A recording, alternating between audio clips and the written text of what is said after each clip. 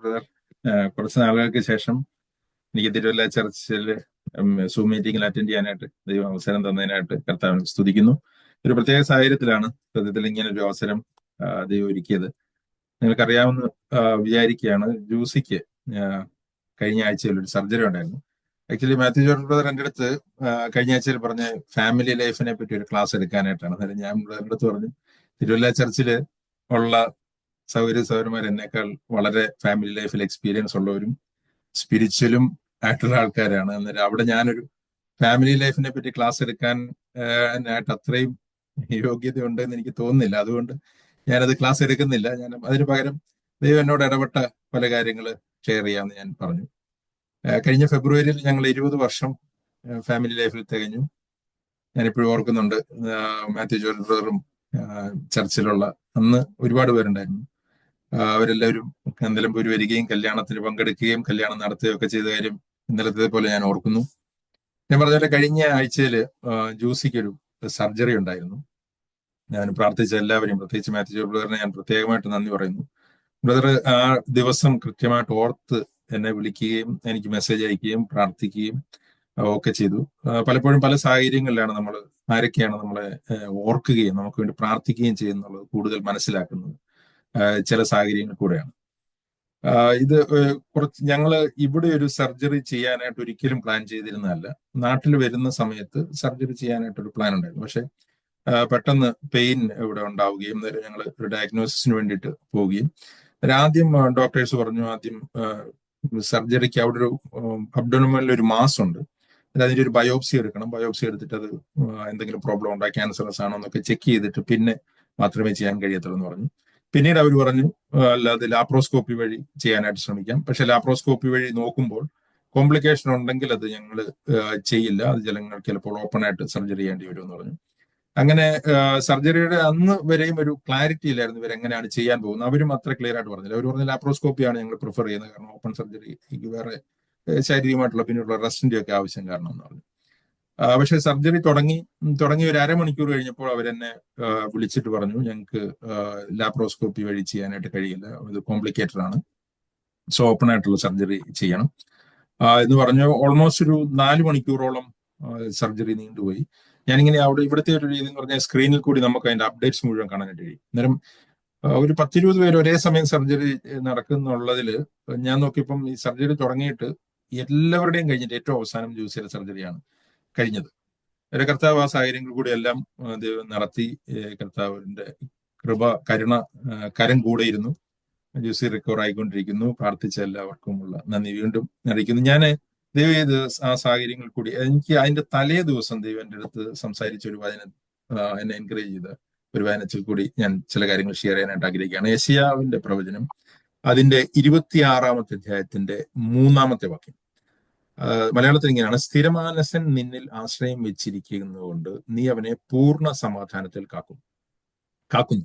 ഇതൊരു പ്രോമിസ് ആണ്. അത് 26-ാമത്തെ വാക്യത്തിന്റെ 1-ാമത്തെ വാക്യം വായിച്ചു കഴിഞ്ഞാൽ നമുക്ക് മനസ്സിലാവും. ഇൻ ദാറ്റ് ഡേ എന്ന് പറഞ്ഞിട്ടാണ് ഒരു വരാൻ പോകുന്ന ഒരു സമയത്തിലുള്ള ഒരു പ്രോമിസ് പോലെയാണ് അതിനെപ്പറ്റി പറയുന്നത്. The steadfast of mind you will keep him in perfect peace because he trust in you. ഇവിടെ പറഞ്ഞിരിക്കുന്നത് ഒരു പെർഫെക്റ്റ് പീസ് എന്നുള്ള പദമാണ്. ഈ പെർഫെക്റ്റ് പീസ് എന്നുള്ളത് നമ്മൾ ഹീബ്രുവിൽ ഇതിന്റെ ഒറിജിനൽ ഭാഷയിൽ ഷാലോം എന്നാണ് 2 പ്രാവശ്യം. കാരണം ഹീബ്രുവിൽ ഒക്കെ ഈ ഒരു വാക്ക് അത് എംഫസൈസ് ചെയ്യണമെങ്കിൽ 2 പ്രാവശ്യം പറയും. അന്നേരം 2 പ്രാവശ്യം സമാധാനം എന്ന് പറയുന്ന പോലെയാണ് പെർഫെക്റ്റ് പീസ് എന്നുള്ള വാക്ക് അവിടെ ഉപയോഗിച്ചിരിക്കുന്നത്. അത് ദൈവം കൊടുക്കുന്ന ഒരു കാര്യമായിട്ടാണ് പറഞ്ഞിരിക്കുന്നത്. പക്ഷെ നമ്മളുടെ ഭാഗത്തു നിന്ന് ദൈവത്തിന്റെ ഭാഗത്തേക്ക് ഉണ്ടാവേണ്ട 2 കാര്യമാണ് പറഞ്ഞിരിക്കുന്നത്. ഒന്ന്, ഒരു steadfast mind and trusting in him. ദൈവത്തിലുള്ള ഒരു സ്ഥിരമാനസം അല്ലെങ്കിൽ മൈൻഡ് കർത്താവിൽ സ്ഥിരമായിട്ട് വെക്കുകയും അവനെ ട്രസ്റ്റ് ചെയ്യുകയും ചെയ്യുക എന്നുള്ളതാണ് അവിടെ പറഞ്ഞിരിക്കുന്നത്. ഈ പെർഫെക്റ്റ് പീസ് ഇതാണ് ഞാൻ പലപ്പോഴും ചിന്തിക്കുന്നത് ഒരു ദൈവപൈതലും ദൈവപൈതലല്ലാത്ത വ്യക്തികളും തമ്മിലുള്ള പല സാഹചര്യങ്ങളിലുമുള്ള വ്യത്യാസമായിട്ട് നമുക്ക് മനസ്സിലാക്കാനായിട്ട് കഴിയും. കാരണം 2 കൂട്ടരും ഒരേപോലുള്ള സാഹചര്യങ്ങളിൽ കൂടി കടന്നു പോകാനായിട്ടുള്ള സാധ്യതയുണ്ട്. ആ സാഹചര്യങ്ങൾ ദൈവം ചിലപ്പോൾ മാറ്റണം എന്ന് നിർബന്ധമില്ല, ചിലപ്പോൾ മാറ്റുകയും ചെയ്യാം. പക്ഷെ ഈ സാഹചര്യങ്ങളിൽ കൂടി ദൈവത്തിന്റെ മക്കൾക്ക് ഒരു പെർഫെക്റ്റ് പീസിൽ കൂടി കടന്നു പോകാനായിട്ട് ദൈവം ആഗ്രഹിക്കുന്നു. മത്തായിയുടെ സുവിശേഷം 6-ാമത്തെ അധ്യായത്തിന്റെ 31-ാമത്തെ വാക്യത്തിലൊക്കെ യേശു ക്രിസ്തു ജാതികളും ദൈവമക്കളും തമ്മിലുള്ള വ്യത്യാസം പറയുമ്പോൾ ഇതാണ് പറയുന്നിരിക്കുന്നത്. അവർ സീക്ക് ചെയ്യുന്ന ഒരു കാര്യമാണ്, അവർ വറി ചെയ്യുന്നത് ചില കാര്യങ്ങളെ പറ്റിയാണ്. എന്നാൽ ദൈവമക്കൾ അങ്ങനെ ഒരു കണ്ടിന്യൂസ് ആയിട്ടുള്ള ഒരു വറി, ആങ്സൈറ്റി, ഫിയറിൽ കൂടി പോകണമെന്ന് ദൈവം ആഗ്രഹിക്കുന്നില്ല. ഞാനിത് പറയുമ്പോൾ നിങ്ങൾ തിരിധരിക്കരുത്. ഇങ്ങനത്തെ ഫീലിങ്ങുകളൊക്കെ നമുക്ക് ഉണ്ടാകാനായിട്ടുള്ള സാഹചര്യമുണ്ട്, പല സാഹചര്യങ്ങൾ കൂടി പോകുമ്പോൾ. പക്ഷേ അതിൽ നമ്മൾ കീഴ്പ്പെട്ടു പോകാനായിട്ട് ദൈവം ആഗ്രഹിക്കുന്നില്ല, മറിച്ച് ദൈവത്തിന്റെ പെർഫെക്റ്റ് പീസ് നമ്മളെ റൂൾ ചെയ്യാനായിട്ട് ദൈവം ആഗ്രഹിക്കുന്നു. ഇങ്ങനത്തെ ഫീലിങ്ങുകളെ വരികയില്ല എന്ന് ചില ആരെങ്കിലും പറയുന്നുണ്ടെങ്കിൽ, അങ്ങനത്തെ ഒരു ഫീലിംഗും ഒരാൾക്കും ഇല്ല എന്ന് ആരെങ്കിലും പറയുന്നുണ്ടെങ്കിൽ അത് മിക്കവാറും കള്ളമാവാനായിട്ടുള്ള സാധ്യതയുണ്ട്. കാരണം നമ്മൾ അപ്പോസ്തലന്മാർ പോലും ഇങ്ങനത്തെ ഫീലിങ്ങുകൾ കൂടി കടന്നുപോയതായിട്ട് കാണാനായിട്ട് കഴിയും. പൗലോസ് പറയുന്നുണ്ട്, ഞങ്ങൾ മരിക്കുമോ എന്നോർത്ത് ഞങ്ങൾ ഭയപ്പെട്ടു എന്ന് പറയുന്നുണ്ട്. എന്നിട്ട് ചിലടത്ത് പറയുന്നുണ്ട്, ഞങ്ങൾക്ക് അകത്ത് പുറത്ത് യുദ്ധം, അകത്ത് ഭയം. എന്നാൽ എളിയവരെ ആശ്വസിപ്പിക്കുന്ന ദൈവം തീത്തോസിന്റെ വരവിനെ ഞങ്ങളെ ആശ്വസിപ്പിച്ചു. അത് എളിയവരെ ആശ്വസിപ്പിക്കുക എന്നുള്ളത് ഇംഗ്ലീഷിൽ the God who encourage the discouraged എന്നാണ്. അന്നേരം ഇങ്ങനത്തെ ഫീലിങ്ങുകൾ കൂടി നമുക്ക് പോകാനായിട്ടുള്ള സാധ്യതയുണ്ട്. അത് നാച്ചുറലുമാണ്, അത് നമ്മൾ ആത്മീയരല്ല നമ്മൾ ചിന്തിക്കേണ്ട. എന്നാൽ ഇതിന്റെ നടുക്കുകൂടി ഒരു സ്ഥിരമായിട്ടുള്ളൊരു സമാധാനത്തിൽ ദൈവം നമ്മളെ നിലനിർത്താൻ ശക്തനാണ്. ഇതാണ് ദൈവമക്കളിൽ നിന്ന് ദൈവം ആഗ്രഹിക്കുന്നത്. എന്നിട്ട് ഇത് നമ്മൾ വായിക്കുമ്പോൾ നമ്മൾ മനസ്സിലാക്കേണ്ടത് ഈ പെർഫെക്റ്റ് പീസ് എന്നുള്ളതിന്റെ ഓപ്പോസിറ്റ് എന്താണ്? പെർഫെക്റ്റ് പീസ് എന്നുള്ളതിന്റെ ഓപ്പോസിറ്റ് പല വാക്കുകൾ കൂടി ബൈബിൾ കൂടി പറയുന്നുണ്ട്. അത് ഞാൻ നേരത്തെ പറഞ്ഞ പോലെ വറി, ആങ്സൈറ്റി, ഫിയർ, ഇങ്ങനെയുള്ള കാര്യങ്ങളാണ്. ഇതൊരു മെന്റൽ ഹെൽത്ത് പ്രോബ്ലത്തിലേക്ക് വരെ അനേക വ്യക്തികളെ കൊണ്ടുപോകുന്നുണ്ട്. ഞാൻ ഈ ദിവസങ്ങളിൽ പലയിടത്തും വിശ്വാസികളുടെ ഇടയിൽ നിന്ന് തന്നെ പലപ്പോഴും കാണുകയും മനസ്സിലാക്കുകയും ചെയ്യുന്നത് ഒരു വറി, ആങ്സൈറ്റി, ഫിയർ എന്നുള്ളത് വിശ്വാസികളെ പോലും റൂൾ ചെയ്യുകയും അവരെ വല്ലാത്തുള്ള ഡിപ്രഷനിലേക്കും മെന്റൽ പ്രോബ്ലത്തിലേക്കും ഒക്കെ കൊണ്ടുപോകുന്നുണ്ട്. എന്ന് പറയുമ്പോൾ വേറൊരു കാര്യം കൂടി ഞാൻ പറയാൻ ആഗ്രഹിക്കുന്നുണ്ട്. ഇങ്ങനത്തെ പ്രശ്നങ്ങൾക്ക് പല കാരണങ്ങളുണ്ട്. ചിലത് ഫിസിക്കൽ റീസൺസ് ആണ്, ചിലത് സൈക്കോളജിക്കൽ റീസൺസ് ആണ്. ഞാൻ ഇതിന്റെ ഒരു സ്പിരിച്വൽ ആസ്പെക്ട് മാത്രമാണ് പറയാനായിട്ട് ആഗ്രഹിക്കുന്നത്. ദൈവം നമ്മളെ നിലനിർത്താനായിട്ട് ആഗ്രഹിക്കുന്നത് ഒരു ന്യൂറോളജിക്കൽ ആയിട്ടുള്ളതോ മെഡിക്കൽ ആയിട്ടുള്ള പ്രോബ്ലങ്ങളെ പറ്റി അല്ല ഞാൻ പറയാനായിട്ട് ആഗ്രഹിക്കുന്നത്. കാരണം അതും ഇതിൽ ഇൻവോൾവ് ചെയ്യുന്നതുകൊണ്ട് ഞാൻ പറയുന്നത് ചിലപ്പോൾ തെറ്റിദ്ധരിക്കപ്പെടാതിരിക്കാൻ വേണ്ടി ഞാൻ ജസ്റ്റ് പറയുന്നത് മാത്രമേ. എന്നാൽ ദൈവം നമ്മളെ ആത്മീയമായി ഒരു പെർഫെക്റ്റ് പീസിൽ നിർത്താനായിട്ട് ആഗ്രഹിക്കുന്നു എന്നുള്ളത് ദൈവവചനത്തിൽ കൂടി നമുക്ക് കാണാനായിട്ട് കഴിയും. അത് ദൈവത്തിന്റെ ഒരു പ്രോമിസ് ആണ്. അതാണ് ഇവിടെ പറഞ്ഞിരിക്കുന്നത്, the steadfast of mind you will keep him in perfect piece. അന്നേരം ഈ പെർഫെക്റ്റ് പീസിന്റെ ഓപ്പോസിറ്റ് എന്താണെന്ന് നമ്മൾ ചിന്തിച്ചു കഴിഞ്ഞു കഴിഞ്ഞാൽ, ഒറ്റ വാക്കിൽ പറയുകയാണെങ്കിൽ അത് ഫിയർ ആണ്, ഭയമാണ്. ഈ ഭയത്തിൽ നിന്നാണ് ബാക്കിയുള്ളതെല്ലാം ഉടലെടുക്കുന്നത്. അന്നേരം ഒരു ഫിയർ എന്നുള്ളതിൽ നിന്ന് ദൈവം നമ്മളെ വിടുവിക്കാനായിട്ടും ദൈവിക സമാധാനത്തിൽ നിർത്താനായിട്ടും ദൈവം നമ്മളെ ആഗ്രഹിക്കുന്നു എന്നുള്ളത് ദൈവവചനത്തിൽ കൂടി നമ്മൾ കാണുന്ന കാര്യമാണ്. നമ്മൾ ആദ്യമായിട്ട് നമ്മൾ ഈ ഒരു പെർഫെക്റ്റ് പീസിൽ ജീവിച്ച, പെർഫെക്റ്റ് ആയിട്ടുള്ളൊരു പീസിൽ ജീവിച്ച ആരെങ്കിലും ദൈവവചനത്തിൽ കാണാനായിട്ട് കഴിയുമോ എന്ന് നമ്മൾ ചിന്തിച്ചു കഴിഞ്ഞാൽ നമുക്ക് കാണാൻ കഴിയും. അത് ആദ്യം നമുക്ക് കാണാൻ കഴിയുന്നത് വീഴ്ചയ്ക്ക് മുമ്പുള്ള ആദം ഹവ്വയുടെ ജീവിതമാണ്. നമ്മൾ ഉൽപ്പത്തി പുസ്തകം 2-ാമത്തെ അധ്യായത്തിന്റെ 3-ാമത്തെ വാക്യത്തിൽ അതിനുള്ള കാരണം കാണുന്നുണ്ട്. ആ കാരണം നമ്മൾ മനസ്സിലാക്കിയെങ്കിൽ മാത്രമേ നമുക്ക് അതിന്റെ അടിസ്ഥാനപരമായിട്ട് എങ്ങനെയാണ് നമുക്കത് റെസ്റ്റോർഡ് ആവാൻ കഴിയുമെന്നുള്ളത് മനസ്സിലാകുള്ളൂ. അതിന്റെ 2-ാമത്തെ അധ്യായത്തിന്റെ 3-ാമത്തെ വാക്യത്തിൽ ഇങ്ങനെയാണ് എഴുതിയിരിക്കുന്നത്. 2-ാമത്തെ വാക്യം, താൻ ചെയ്ത പ്രവൃത്തിയൊക്കെയും ദൈവം തീർത്ത ശേഷം താൻ ചെയ്ത സകല പ്രവൃത്തികളിൽ നിന്നും 7-ാം ദിവസം നിവർത്തനായി. By the 7th day, God completed his work which he has done and he rested on the 7th day എന്നാണ് പറഞ്ഞിരിക്കുന്നത്. ആ 7th day ആണ് ശബത്ത് എന്ന് പറഞ്ഞിരിക്കുന്നത്. ആ 7th day ദൈവം വീണ്ടും 3-ാമത്തെ വാക്യത്തിൽ വീണ്ടും പറയാണ്, God blessed the 7th day and sanctified because he rested from all his work which God has done. അന്നേരം ദൈവം റെസ്റ്റ് ചെയ്തു. ദൈവം റെസ്റ്റ് ചെയ്തു എന്ന് പറഞ്ഞപ്പോൾ ജോലി ചെയ്ത് ക്ഷീണിച്ച് റെസ്റ്റ് ചെയ്തു എന്നുള്ള അർത്ഥത്തിലാണ് നമുക്കറിയാം. അതിന്റെ വിശദീകരണത്തിലേക്ക് പോകാതെ തന്നെ നമുക്കറിയാം. അതൊരു അവസ്ഥയെ പറ്റിയാണ് പറഞ്ഞിരിക്കുന്നത്. ആ ഒരു പെർഫെക്റ്റ് റെസ്റ്റിലും പീസിലുമായിരുന്നു ആദം തന്റെ ജീവിതം തുടങ്ങുന്നത്. കാരണം ആദത്തെ സൃഷ്ടിച്ച ആദ്യത്തെ ദിവസവും ദൈവത്തിന്റെ സൃഷ്ടിയുടെ അവസാനത്തെ ദിവസവുമാണിത്. നമ്മൾ എബ്രായ ലേഖനത്തിലേക്ക് വരുമ്പോൾ നമുക്ക് കാണാനായിട്ട് കഴിയുന്നു, അതാണ് യഥാർത്ഥത്തിൽ ദൈവമക്കൾ എൻറ്റർ ചെയ്യാനായിട്ട് ദൈവം ആഗ്രഹിക്കുന്ന പെർഫെക്റ്റ് റെസ്റ്റ് ആൻഡ് പീസ്. ഈ ഒരു പെർഫെക്റ്റ് പീസിലും പെർഫെക്റ്റ് റെസ്റ്റിലുമാണ് ആദത്തിന്റെ ജീവിതം മുമ്പോട്ട് പോയിരുന്നത്. എന്നാൽ ഇതിന്റെ കാരണം എന്താണ്? എങ്ങനെയാണ് ആദത്തിന് ഈ ഒരു പെർഫെക്റ്റ് പീസ് ആൻഡ് പെർഫെക്റ്റ് റെസ്റ്റിൽ ജീവിക്കാനായിട്ട് കഴിഞ്ഞത്? അതിന്റെ കാരണം ദൈവവുമായിട്ടുള്ള ഒരു പെർഫെക്റ്റ് റിലേഷൻ ആയിരുന്നു. അതിന്റെ കാരണം ദൈവവുമായിട്ട് ആദത്തിനുണ്ടായിരുന്ന റിലേഷനും ഫെലോഷിപ്പും, ദൈവവുമായിട്ടുള്ള ബന്ധവും കൂട്ടായ്മയുമായിരുന്നു ആദത്തിന്റെ ഹൃദയത്തെ ആ പെർഫെക്റ്റ് റെസ്റ്റിലും പീസിലും നിർത്തിയിരുന്നത്. എന്താണ് ആദവും ഇല്ലെങ്കിൽ ആദവും ഹവ്വയും ദൈവവും തമ്മിൽ വീഴ്ചയ്ക്ക് മുമ്പുണ്ടായിരുന്ന ആ ഒരു ബന്ധം, അത് നമ്മൾ ഒന്ന് വിശദീകരിക്കുകയാണെങ്കിൽ, ഞാൻ എല്ലാ വാക്യങ്ങളിലേക്കും പോകുന്നില്ല, വിശദീകരിക്കുകയാണെങ്കിൽ ആദവും ദൈവവും തമ്മിലുള്ള ബന്ധം നമുക്ക് ഇങ്ങനെ വിശദീകരിക്കാം. അത് ദൈവത്തോടുള്ള ഒരു പെർഫെക്റ്റ് ലവും, ദൈവത്തിലുള്ള പെർഫെക്റ്റ് ആയിട്ടുള്ള വിശ്വാസവും, ദൈവത്തെ പെർഫെക്റ്റ് ആയിട്ട് ഒബേ ചെയ്യുകയുമായിരുന്നു. എന്ന് വെച്ച് കഴിഞ്ഞാൽ perfect love towards God, perfect faith in God and perfect obedience. Obedience എന്ന് പറയുന്നത് ഒരു റിസൾട്ടാണ്. അതേപോലെ തന്നെ ആ പെർഫെക്റ്റ് പീസും ഒരു റിസൾട്ടാണ്. അന്നേരം ദൈവത്തോടുള്ള ആദത്തിന്റെ ബന്ധം എന്നുള്ളത് ഒരു perfect love towards God and perfect faith in God എന്നാണ്. It's a result is perfect peace. ഈ ഒരു റിലേഷനിൽ ആദം ജീവിച്ചിരുന്ന ആ സമയത്തൊക്കെയും ആദത്തിന് ഒരു ഫിയറും ഇല്ലായിരുന്നു, ഒരു ആങ്സൈറ്റിയും ഇല്ലായിരുന്നു, ഒരു വറിയും ഇല്ലായിരുന്നു. എനിക്ക് തോന്നുന്നു ആദത്തിന് ഇതൊക്കെ എന്താണെന്ന് പോലും അറിയത്തില്ലായിരുന്നു എന്നാണ് ഞാൻ ചിന്തിക്കുന്നത്. കാരണം ആ ദൈവത്തിലുള്ള പരിപൂർണമായിട്ടുള്ള ഒരു ശിശു സഹജമായിട്ടുള്ള ട്രസ്റ്റ് ആയിരുന്നു. അതാണ് ദൈവം പറഞ്ഞത്, നന്മതിന്മകളെ പറ്റിയുള്ള വൃക്ഷത്തിന്റെ ഫലം നീ തിന്നരുതെന്ന് പറയുമ്പോൾ നീ നന്മയും തിന്മയും എന്താണെന്ന് പോലും നീ അറിയേണ്ടാത്ത രീതിയിൽ എന്നിൽ ഡിപ്പെൻഡ് ചെയ്യുക, എന്റെ പെർഫെക്റ്റ് ആയിട്ടുള്ള സ്നേഹം മനസ്സിലാക്കുക, ഞാൻ നിനക്ക് ചെയ്യുന്നത് എല്ലാം നന്മയാണെന്ന് മനസ്സിലാക്കുക എന്നുള്ളതായിരുന്നു ദൈവം ആദത്തിന് കൊടുത്തിരുന്ന കണ്ടീഷൻ. ആ ഒരു റിലേഷനിലായിരുന്നു ആദം ദൈവമായിട്ടുള്ള ബന്ധത്തിൽ നിന്നിരുന്നു. എന്നാൽ ഫിയർ എന്നുള്ളൊരു വാക്ക് നമ്മൾ ആദ്യമായിട്ട് ബൈബിളിൽ കാണുന്നത് ഉൽപ്പത്തി പുസ്തകം 3-ാമത്തെ അധ്യായത്തിന്റെ 9-ാമത്തെ വാക്യമാണ്. അവിടെ 9-ാമത്തെ വാക്യത്തിൽ 10-ാമത്തെ വാക്യം, യഹോവയെ ദൈവം മനുഷ്യനെ വിളിക്കുന്നു, നീ എവിടെയെന്ന് ചോദിക്കുന്നു.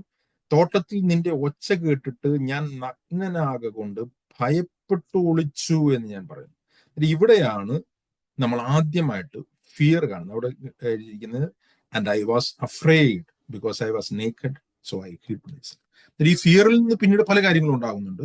ഹൈഡ് ചെയ്യുന്നുണ്ടാവുന്നുണ്ട്, പെർഫോമൻസ് ബേസ്, ദൈവത്തെ പ്രസാദിപ്പിക്കാൻ വേണ്ടിയിട്ട് അത്തീല തുന്നുന്നത് ഉണ്ടാകുന്നുണ്ട്. ഇതെല്ലാം പക്ഷെ അടിസ്ഥാനപരമായി ഒരു പേടിയിൽ നിന്നുണ്ടാവുന്നതാണ്. പിന്നീടുള്ള കാര്യം നമ്മൾ കാണുമ്പോൾ എന്താണ് ഇതിന്റെ രണ്ടിന്റെ ഇടയ്ക്ക് സംഭവിച്ചത്? ഉൽപ്പത്തി പുസ്തകം 2-ാമത്തെ അധ്യായത്തിന്റെ 3-ാമത്തെ അധ്യായത്തിന്റെ ഇടയ്ക്ക് സംഭവിക്കുന്നതെന്ന് വെച്ച് കഴിഞ്ഞാൽ, പിശാച് വരികയും പിശാച് ഹവ്വയെ വഞ്ചിക്കുകയും, യഥാർത്ഥത്തിൽ വഞ്ചിക്കുക എന്ന് പറയുമ്പോൾ ദൈവത്തിന്റെ പെർഫെക്റ്റ് ആയിട്ടുള്ള സ്നേഹത്തെ സംശയിക്കുകയാണ് ഹവ്വ ചെയ്യുന്നത്. അതാണ് യഥാർത്ഥത്തിൽ പിശാചിനറിയാം എവിടെയാണ് പ്രോബ്ലം കൊണ്ടുവരേണ്ടതെന്നുള്ളത്, എവിടെയാണ് ആ ബ്രേക്കിംഗ് കൊണ്ടുവരേണ്ടത്. അത് ഒബീഡിയൻസിലല്ല ആദ്യത്തെ വീഴ്ച വരുന്നത്, ഈവൻ ഫെയ്ത്തിലുമല്ല ആദ്യത്തെ വീഴ്ച വരുന്നത്. ഇതെല്ലാം അതിന്റെ തുടർച്ചയായിട്ടുണ്ടാകുന്നതാണ്. എന്നാൽ ആദ്യമായിട്ടുണ്ടാകുന്നത് ആ ദൈവത്തിന്റെ സ്നേഹത്തിൽ നിന്നുള്ള വീഴ്ചയാണ്. അവിടെ പറയുന്നുണ്ട്, പിശാച് പറയാണ്, ദൈവം വാസ്തവമായിട്ട് കൽപ്പിച്ചിട്ടുണ്ടോ എന്ന് ചോദിച്ചിട്ട് പറയാണ്, എന്നാൽ താഴേക്ക് വരുമ്പോഴാണ് നിങ്ങൾ മരിക്കില്ല നിശ്ചയം. 4-ാമത്തെ വാക്യം, അത് തിന്നുന്ന നാളിൽ നിങ്ങളുടെ കണ്ണ് തുറക്കുകയും നിങ്ങൾ നന്മതിന്മകളെ അറിയുന്നവരായി ദൈവത്തെ പോലെ ആകുകയും ചെയ്യും എന്ന് ദൈവം അറിയുന്നു എന്ന് പറഞ്ഞു.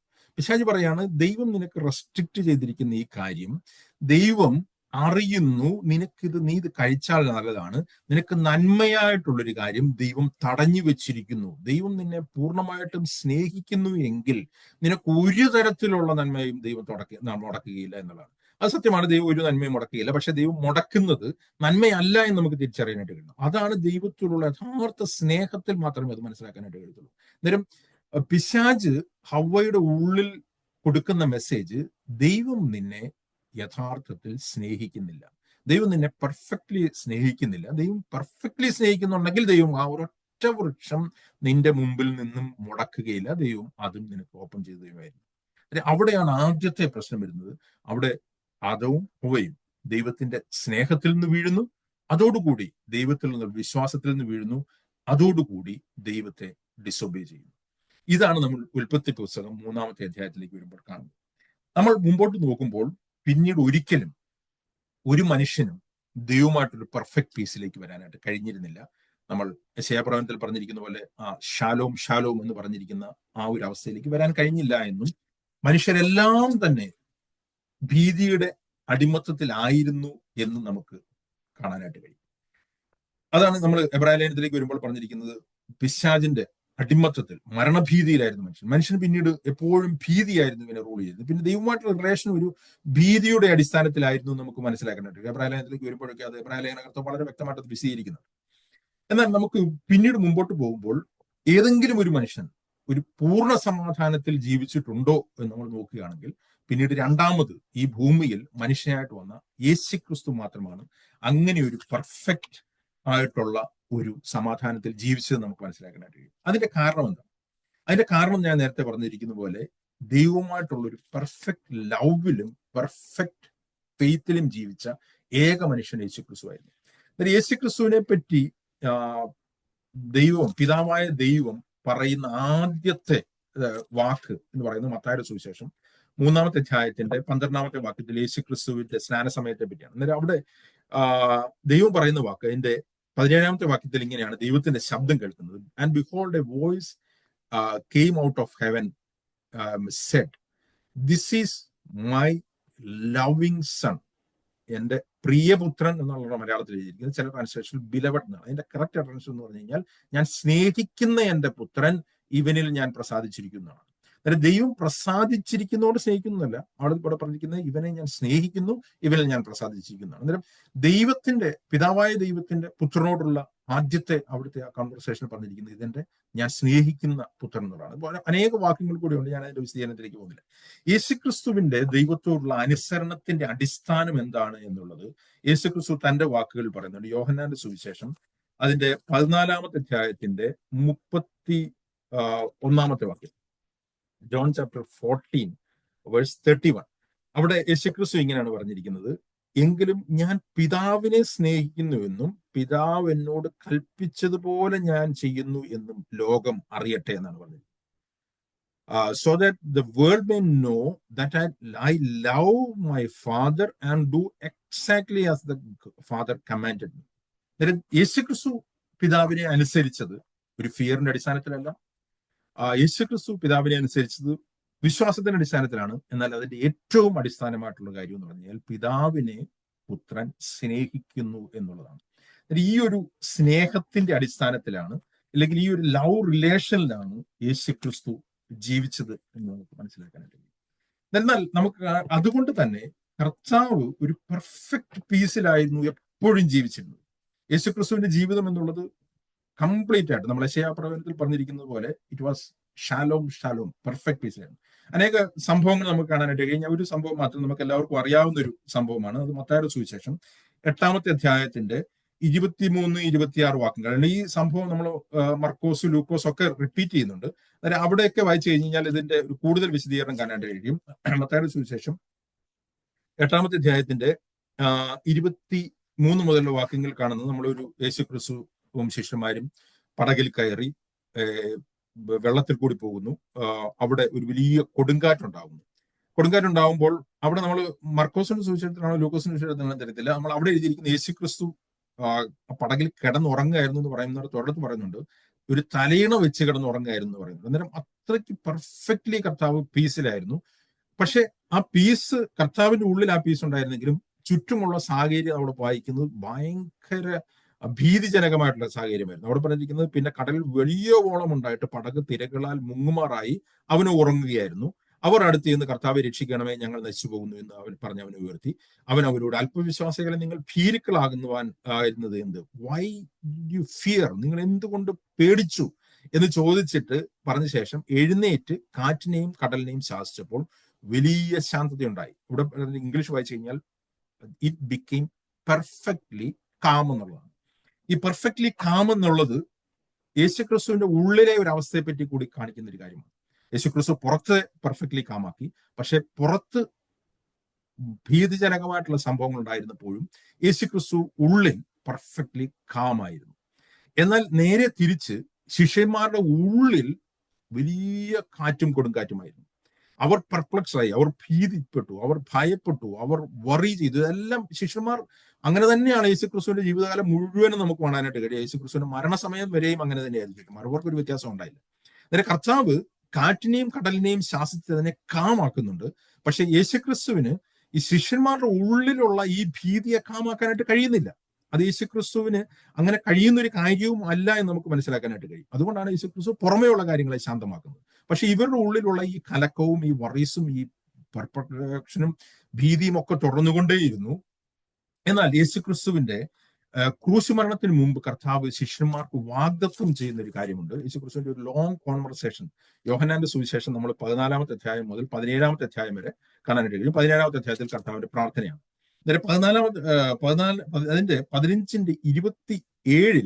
കർത്താവ് അവരടുത്ത് പറയാണ്, സമാധാനം ഞാൻ നിങ്ങളോട് തന്നേച്ചു പോകുന്നു, എന്റെ സമാധാനം ഞാൻ തരുന്നു. അന്നേരം യേശുക്രിസ്തു പറഞ്ഞ ആ സമാധാനം എന്ന് പറഞ്ഞിരിക്കുന്നത് യേശുക്രിസ്തു കടന്നുപോയ, യേശുക്രിസ്തു ഈ സാഹചര്യങ്ങളിലെല്ലാം യേശുക്രിസ്തുവിന്റെ ഉള്ളിലുണ്ടായിരുന്ന അതേ സമാധാനമാണ്. അതുകൊണ്ടാണ് പറഞ്ഞിരിക്കുന്നത്, എന്റെ സമാധാനം ഞാൻ നിങ്ങൾക്ക് തരുന്നു, ലോകം തരുന്ന പോലെയല്ല നിങ്ങൾക്ക് തരുന്നത്. നിങ്ങളുടെ ഹൃദയം കലങ്ങരുത്, ഭ്രമിക്കുകയുമരുത്.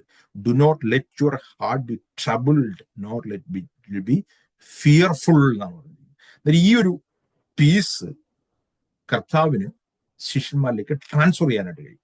അത് യേശുക്രിസ്തുവിന്റെ ക്രൂശ് മരണത്തിൽ കൂടി പരിശുദ്ധാത്മാവരുടെ ഉള്ളിലേക്ക് കൊടുക്കുന്നതാണ് നമുക്ക് കാണാനായിട്ട്. നമ്മൾ മുമ്പോട്ട് പോകുമ്പോൾ ഈ പീസ് ശിഷ്യന്മാർ എക്സ്പീരിയൻസ് ചെയ്തോ എന്ന് ചോദിച്ചു കഴിഞ്ഞാൽ തീർച്ചയായിട്ടും എക്സ്പീരിയൻസ് ചെയ്തു എന്ന് നമുക്ക് മനസ്സിലാക്കാനായിട്ട് കഴിയും. കുറച്ച് അധ്യായങ്ങൾ കഴിയുമ്പോൾ തന്നെ നമ്മൾ പത്രോസിനെ കാണാനായിട്ട്, ഈ പത്രോസാണ് നമ്മൾ ബൈബിൾ വായിച്ചു കഴിഞ്ഞാൽ ഏറ്റവും കൂടുതൽ പേടിക്കുകയും ഏറ്റവും കൂടുതൽ ഫിയർ ചെയ്യുകയും കർത്താവിന്റെ മരണത്തിന് തൊട്ടു മുമ്പ് വരെ പേടിച്ച് തള്ളി പറയുകയൊക്കെ ചെയ്ത് പത്രോസ് തന്നെ തലവെട്ടാൻ വിധിച്ചിരിക്കുന്ന തലേ രാത്രിയിൽ 2 പടയാളികളുടെ നടുക്ക് യേശുക്രിസ്തു കിടന്നുറങ്ങിയ അതേപോലെ തന്നെ കിടന്നുറങ്ങുന്നത് നമുക്ക് കാണാനായിട്ട് കഴിയും. ഇതാണ് ദൈവമക്കളുടെ ഉള്ളിൽ തരാനായിട്ട് ആഗ്രഹിക്കുന്ന ഒരു കാര്യം. പക്ഷെ ഇതെല്ലാം നമുക്കറിയാവുന്ന കാര്യമാണ്, നമുക്കെല്ലാം ഈ കാര്യങ്ങളെ പറ്റി കേട്ടിട്ടുള്ളതാണ്. പക്ഷെ ഞാനും നിങ്ങളും എല്ലാം ഇത് എപ്പോഴും എക്സ്പീരിയൻസ് ചെയ്യുന്നവരല്ല എന്ന് നമുക്കറിയാം. പല സാഹചര്യങ്ങളുടെയും മുമ്പിൽ നമ്മൾക്ക് ഫിയർ ഉണ്ടാകുന്നു, പെർപ്ലക്ഷൻ ഉണ്ടാകുന്നു, വറീസ് ഉണ്ടാകുന്നു. എങ്ങനെയാണ് ഈ കർത്താവ് ഇത് ക്രൂശിൽ കൂടി നമുക്ക് തന്നിട്ടുണ്ടെങ്കിൽ നമുക്ക് എങ്ങനെയാണ് ഇത് എക്സ്പീരിയൻസ് ചെയ്യാനായിട്ട് കഴിയുന്നത്?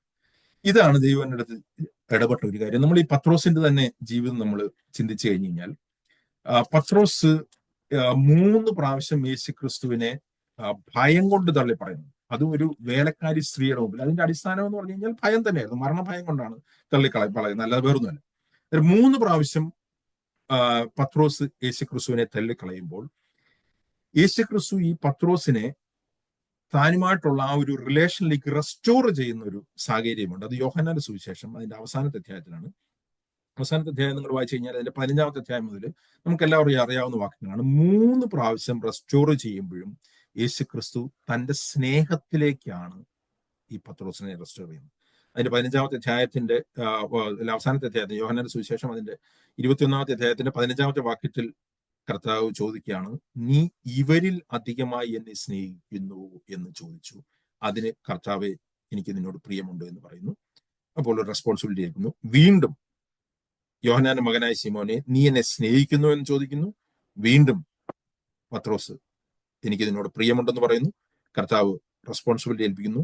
3-ാമതും അവനോട്, യോഹന്നാന്റെ മകനായ ശിമോനെ, നിനക്കെന്നോട് പ്രിയമുണ്ടോ എന്ന് ചോദിക്കുന്നു. അന്നേരം 3 പ്രാവശ്യം പത്രോസ് തള്ളിക്കളഞ്ഞപ്പോൾ യേശുക്രിസ്തുവിനെ അറിയാമായിരുന്നു.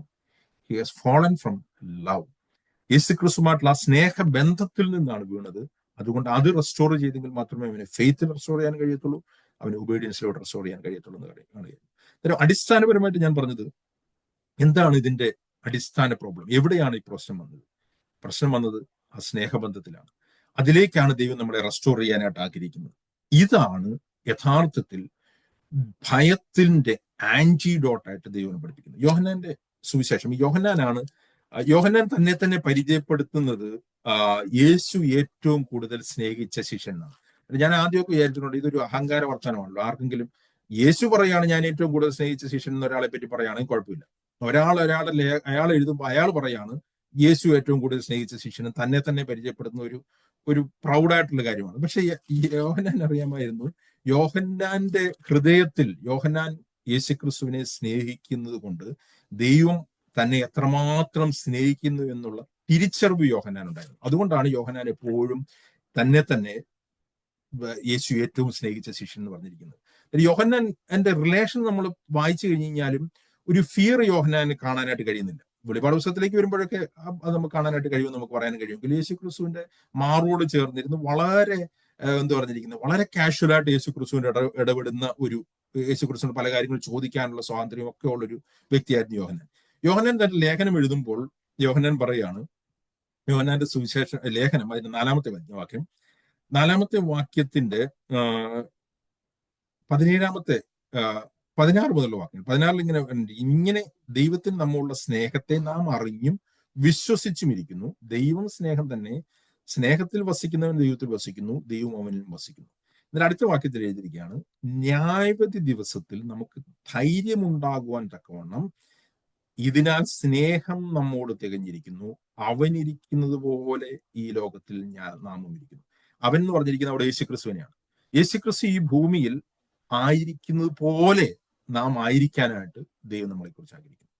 യേശുക്രിസ്തുവിൽ ഉണ്ടായിരുന്ന അതേ റിലേഷനിൽ നമ്മൾ ദൈവവുമായിട്ട് ആ റിലേഷനിലേക്ക് റെസ്റ്റോർഡ് ആകുമ്പോൾ യേശുക്രിസ്തു ഈ ഭൂമിയിൽ ആയിരുന്നത് പോലെ നമുക്കും ഈ ഭൂമിയിലായിരിക്കാൻ കഴിയുമെന്നാണ് പറഞ്ഞതിന്റെ അർത്ഥം. അതാണ് അവർ പറഞ്ഞിരിക്കുന്നത്, അവൻ ഭൂമിയിൽ ഇരിക്കുന്നത് പോലെ, അവൻ ഇരിക്കുന്നത് പോലെ നമ്മളും ഈ ഭൂമിയിൽ നാമും ഇരിക്കുന്നു, അവൻ ഇരിക്കുന്ന പോലെ നാം ലോകത്തിൽ നാമും ഇരിക്കുന്നു. എന്നിട്ട് അടുത്ത വാക്യത്തിൽ പറഞ്ഞിരിക്കുകയാണ്, എന്തായിരുന്നു യേശുക്രിസ്തുവിന്റെ റിലേഷനെ പറ്റിയുള്ളത് തന്നെ അവിടെ പറഞ്ഞിരിക്കുകയാണ്, സ്നേഹത്തിൽ ഭയമില്ല, ഭയത്തിന് ദണ്ഡനമുള്ളതിനാൽ തികഞ്ഞ സ്നേഹം ഭയത്തെ പുറത്താക്കി കളയുന്നു, ഭയപ്പെടുന്നവൻ സ്നേഹത്തിൽ തികഞ്ഞവനല്ല. There is no fear in love, but perfect love cast out fear എന്നാണ് പറയുന്നത്.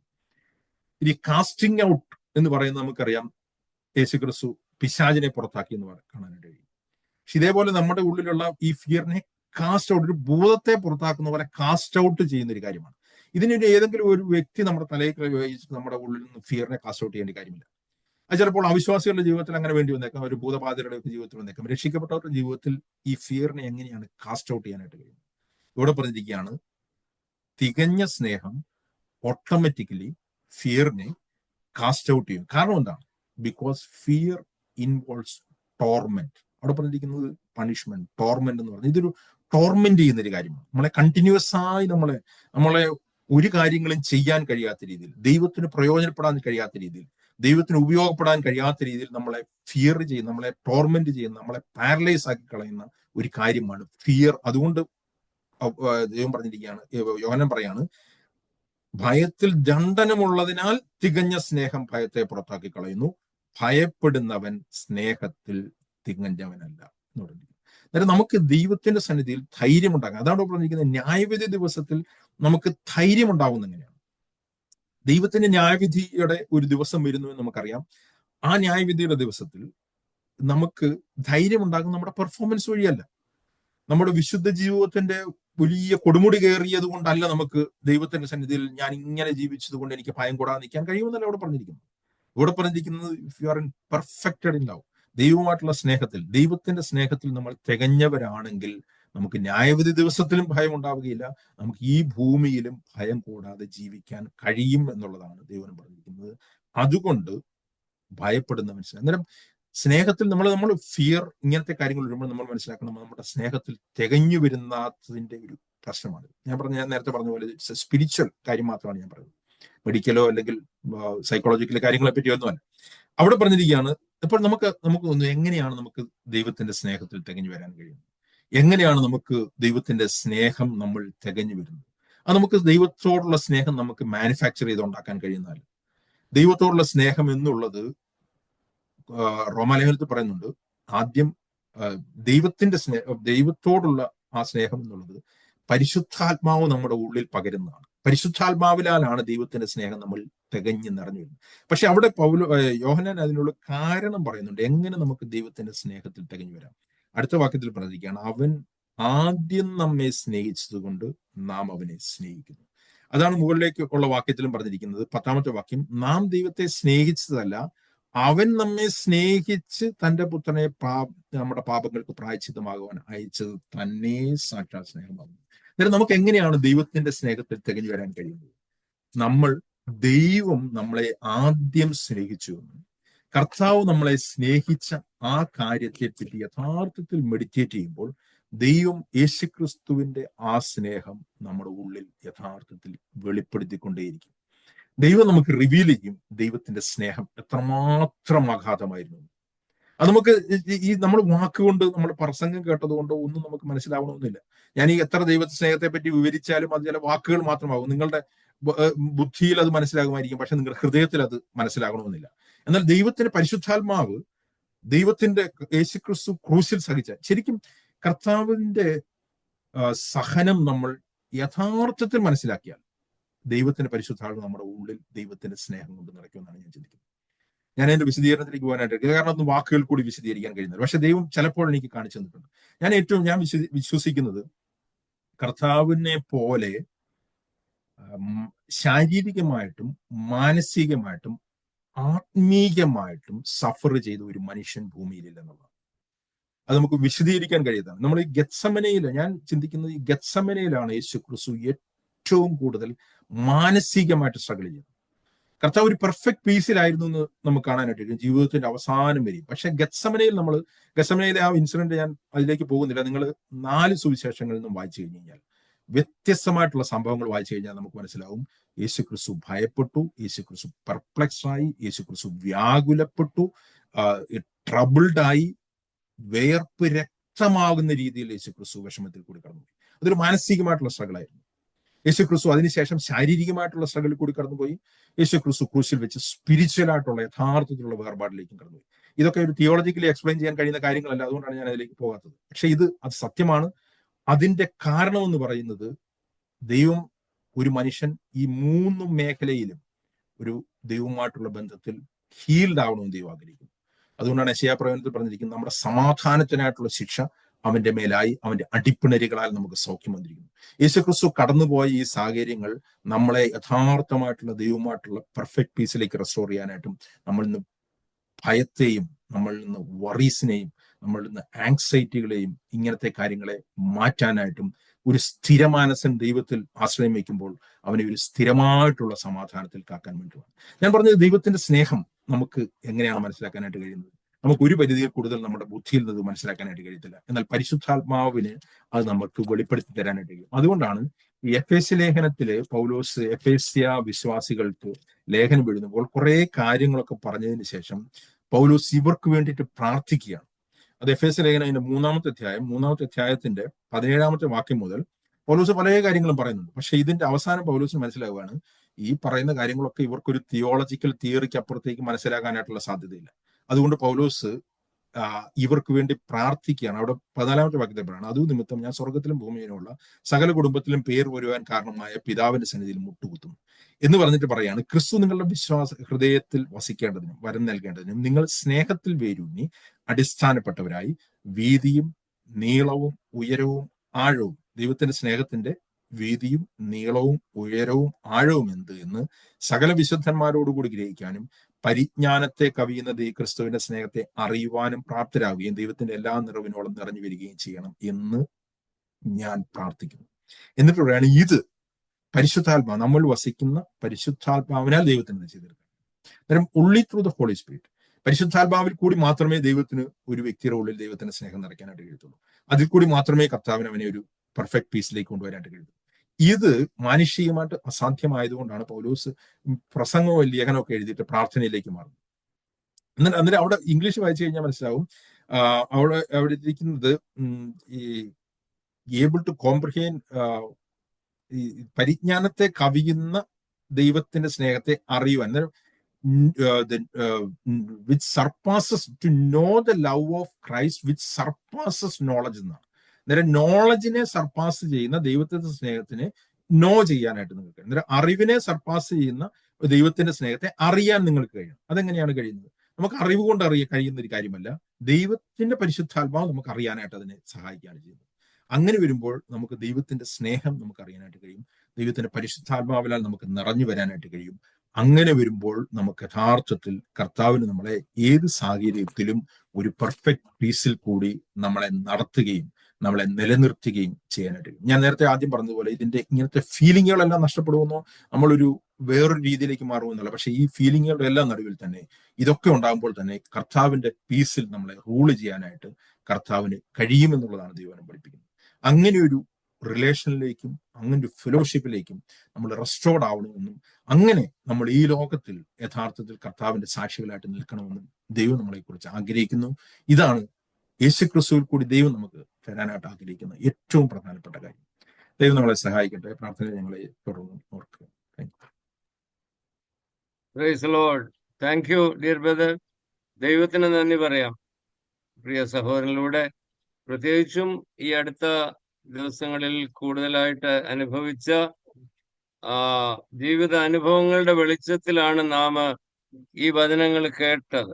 ആ അർത്ഥത്തിൽ തന്നെ നാം അത് സ്വീകരിക്കുകയും ചെയ്യണം. നമ്മുടെ എല്ലാം ജീവിതത്തിൽ ഏറ്റവും ആവശ്യമായ സുപ്രധാനമായ ഒരു ആത്മീയ സത്യമാണ് ഇന്ന് പരിമിതമായ സമയത്തിനുള്ളിൽ പ്രിയ സഹോദരൻ നമ്മോട് ഷെയർ ചെയ്യാനായിട്ട് ശ്രമിച്ചത്.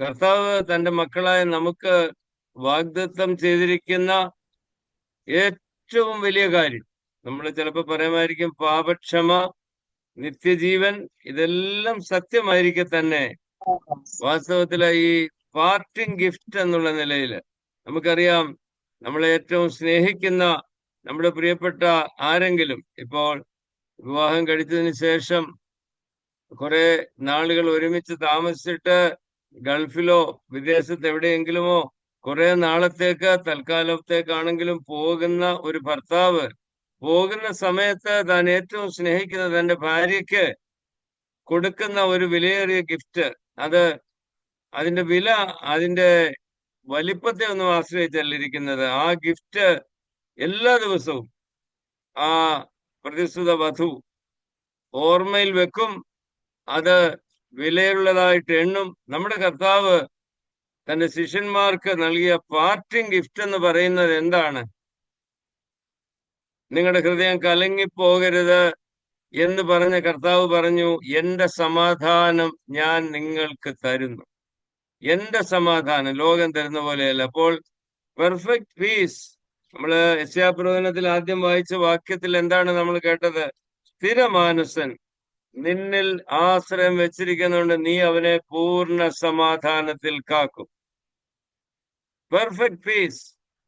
ഇത് ഒരല്പമൊക്കെ ടേസ്റ്റ് ചെയ്യുവാൻ ദൈവം കൃപയാൽ എനിക്കും അവസരം തന്നിട്ടുള്ളത് കൊണ്ട് എനിക്കറിയാം നാം കേട്ട കാര്യങ്ങൾ സത്യമാണ്. നിങ്ങൾ പലർക്കും അത് സാക്ഷ്യം പറയാൻ കഴിയുമെന്ന് എനിക്കറിയാം.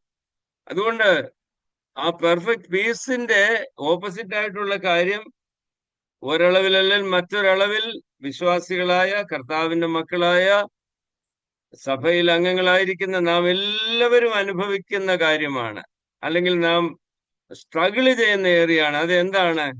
ഫിയർ, ഭയമാണ്.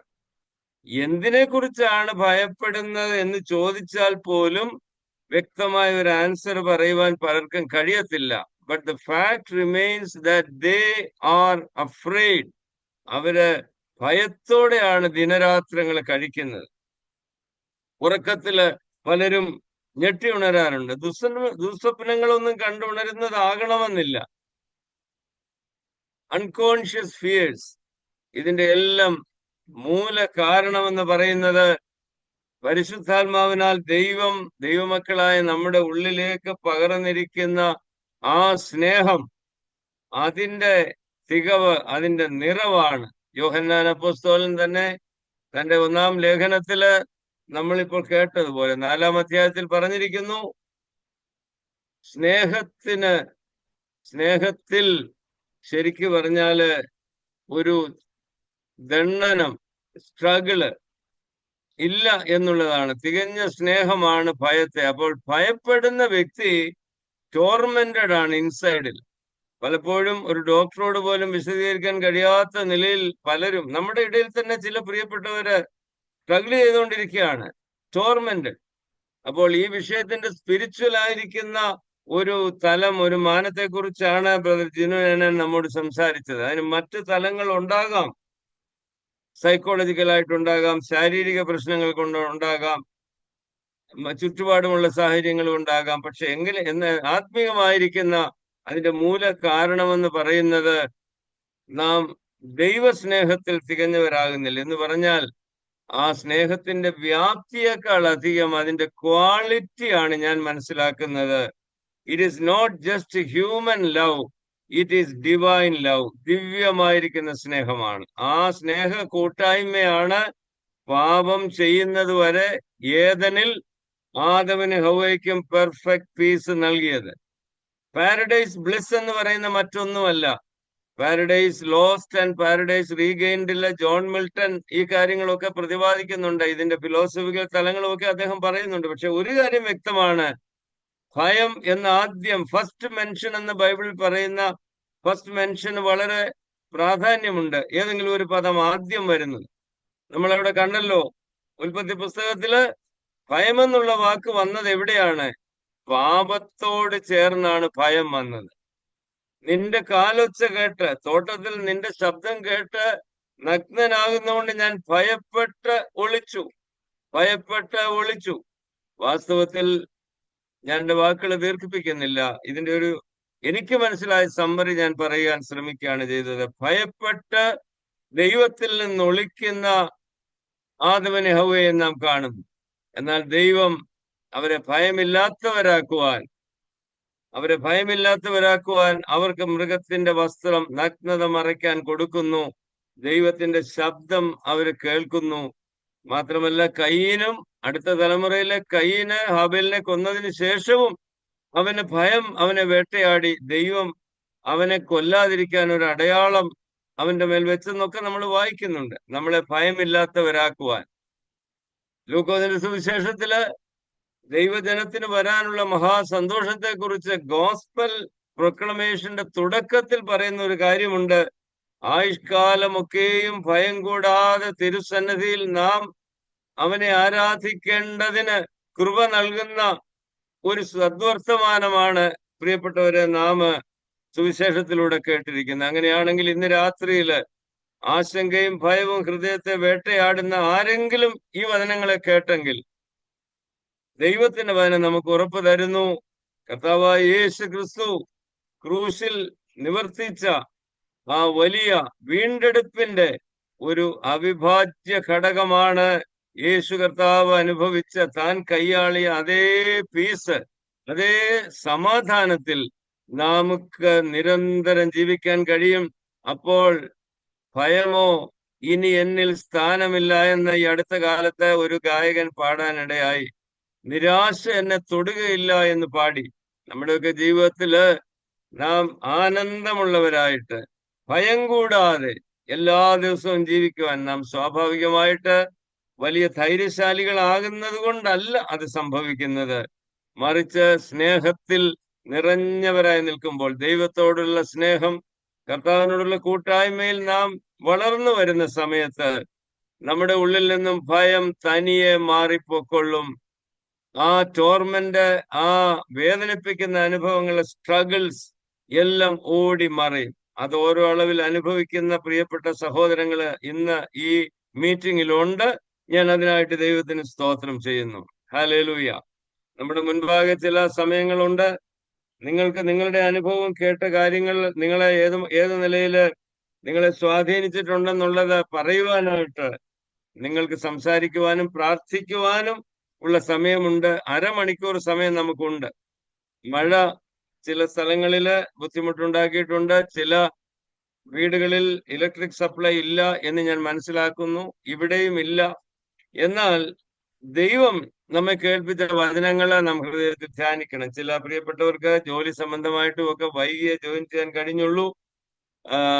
ജിജി സിസ്റ്റർ ഒരു ചെറിയ ജോലി പുതുതായിട്ട് ചെയ്യാൻ തുടങ്ങുന്നു എന്ന് കഴിഞ്ഞ ദിവസം പറഞ്ഞു. ദൈവം സഹോദരി ആ കാര്യത്തിൽ അനുഗ്രഹിക്കേണ്ടതിനായി നമുക്ക് പ്രാർത്ഥിക്കാം. നമ്മുടെ കുഞ്ഞുങ്ങളുടെ പരീക്ഷ ചിലരുടെ ഒക്കെ തീർന്നു. പരീക്ഷ നടക്കാൻ പോകുന്ന കുഞ്ഞുങ്ങൾക്ക് വേണ്ടി പ്രാർത്ഥിക്കാം. അതുപോലെ തന്നെ നമ്മുടെ പ്രിയ സഹോദരൻ അജോയുടെ കുടുംബം, ഷൈനിയും കുഞ്ഞുങ്ങളും ദൈവഹിതമെങ്കിൽ നാളെ വൈകുന്നേരം നാട്ടിലേക്ക് വരികയാണ്. 1 മാസം അവര് കേരളത്തിൽ ഉണ്ടായിരിക്കും. കൂട്ടായ്മയ്ക്ക് നമുക്ക് അവസരങ്ങൾ ലഭിക്കും. അവരുടെ യാത്ര ഓർത്ത് പ്രാർത്ഥിക്കണം. അതുപോലെ തന്നെ ഇന്നലെ ടോണി സഹോദരന് തൃശ്ശൂർ വരെ ഇന്നലെ രാവിലെ മിനിഞ്ഞാന്ന് പോയിട്ട് ഇന്നലെ രാത്രിയോടെ മടങ്ങിയെത്തി. ദൈവം തന്നെ സൂക്ഷിച്ചു. നമ്മുടെ പ്രിയ സഹോദരനെ എൽദോ ഒരു അത്യാവശ്യത്തിന് തിരുവല്ലയിൽ വരെ വന്നു. ഇവിടെ ഇപ്പോൾ ഞങ്ങളോടൊപ്പം ഉണ്ട്. താൻ രാത്രിയില് മടങ്ങി വീട്ടിലേക്ക് പോകാൻ ആഗ്രഹിക്കുന്നു. യാത്രയ്ക്ക് വേണ്ടി പ്രാർത്ഥിക്കണം. ഹോസ്പിറ്റൽ വിസിറ്റ്സ് ഉണ്ടായിരുന്നവരുണ്ട്. പൂർണ്ണ സൗഖ്യം ആവശ്യമുള്ളവരുണ്ട്. കുഞ്ഞുങ്ങളുടെ സൗഖ്യത്തിന് വേണ്ടി പ്രാർത്ഥിക്കുന്നവരുണ്ട്. എല്ലാറ്റിനായും സ്തോത്രം ചെയ്ത് നന്ദിയോടെ നമുക്ക് ദൈവസന്നിധിയിലായിരിക്കാം. കർത്താവിന്റെ നാമം വാഴ്ത്തപ്പെട്ട് പ്രിയ സഹോദരനോടുള്ളായിരിക്കുന്ന പ്രത്യേകമായ നന്ദി, സ്നേഹം അറിയിക്കുന്നു. അതുപോലെ തന്നെ ജ്യൂസി സിസ്റ്ററിന് പരിപൂർണമായിരിക്കുന്ന റിക്കവറി, ഹിസ്റ്റക്ടമി സർജറിക്ക് ശേഷം റിക്കവറി ചെയ്തു വരുന്നു. ആ കുടുംബത്തെ 3 കുഞ്ഞുങ്ങളെയും കർത്താവ് ബ്ലസ് ചെയ്യേണ്ടതിനായി നമുക്ക് തുടർന്ന് പ്രാർത്ഥിക്കാം. ഇനിയുള്ള സമയം ഇറ്റ് ഈസ് ഓപ്പൺ ടൈം. നിങ്ങൾക്ക് പ്രാർത്ഥിക്കാനുള്ള ഫ്രീഡം ഉണ്ട്. ഒരു 2, 3, 4 മിനിറ്റ് ഒക്കെ ഷെയർ ചെയ്യാനുള്ള സമയമുണ്ട്. ദീർഘമായിട്ട് ആരും ദയവായി സമയം എടുക്കരുത്. പ്രാർത്ഥിക്കുകയോ ഒക്കെ ചെയ്യാം. 1 മിനിറ്റ് സൈലൻസ് വന്നാൽ നാം അപ്പോൾ ആ മീറ്റിംഗ്, നമ്മുടെ സൂം മീറ്റിംഗ് ക്ലോസ് ചെയ്യാം. ദൈവം നമ്മെ അനുഗ്രഹിക്കട്ടെ. Welcome to all.